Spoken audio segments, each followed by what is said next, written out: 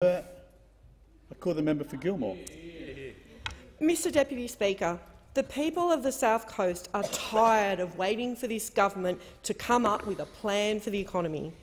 While those opposite twiddle their thumbs, I am out every day talking with my constituents, and they are telling me their very real stories of hardship and struggle. Only last month I was out knocking on doors in my community to talk with locals about Newstart, and I heard harrowing stories.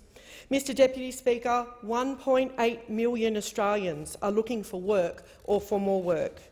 In my electorate on the New South Wales South Coast, under the coalition government, we now have the lowest workforce participation rate in Australia. At around 47%, this is 20% lower than the national average, and these people are suffering while the government wastes time. Scott Morrison and Josh Frydenberg have no plan to try and turn things around for these local people who have to choose between taking their kids to the doctor or paying their bills. In my first speech in this place, I called on the government to lift the rate of Newstart so that people could be equipped for work. I am so often hearing from people who have given up because the cost of Newstart isn't enough to help them look for work.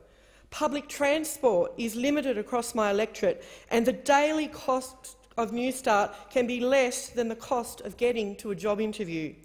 And yet the Prime Minister still says that if you have a go, you'll get a go. Well, I can tell the Prime Minister and Mr Morrison that the people of Gilmore want to have a go, but they also want to feed their families. There are so many ways that this government could be stimulating the economy, and yet they do nothing. We know that the Princes Highway needs serious upgrades. This road is dangerous, and we know that fixing it can save lives. Between July 2012 and June 2017, there were 1,494 crashes on the Princes Highway between Jervis Bay Road and the Victorian border, resulting in 30 fatalities and 350 serious injuries. Sadly, between December 2017 and June 2018, 8 people lost their lives in accidents on the highway. During the election, the Minister for Infrastructure, Transport and Regional Development came to the South Coast and provided bipartisan support to fund important works on this notorious stretch of road.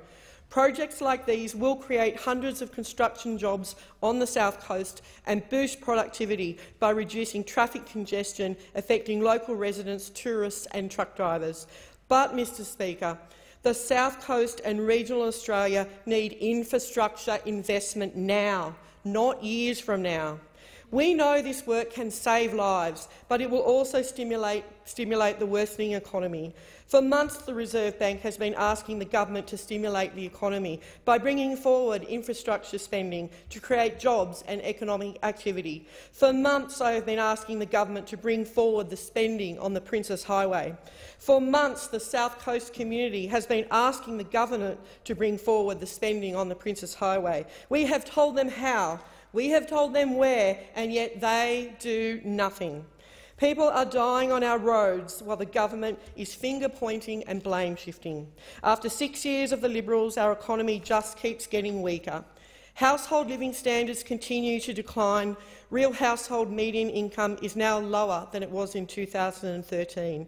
I'm continually hearing from those local people in my electorate about what this means for them, how they can't afford their dentures, so they aren't able to eat and are losing weight, how they can't get access to life-saving devices such as insulin pumps because this government won't give them access, how they have given up trying to find a job because they feel like people have turned their backs on them. Well, I will never turn my back on them. I will always stand up for those who are less fortunate in my community. I will continue to call on this government to increase Newstart, to stimulate the economy through extra retail sales. I will continue to call on this government to boost wages by restoring penalty rates for workers who are struggling.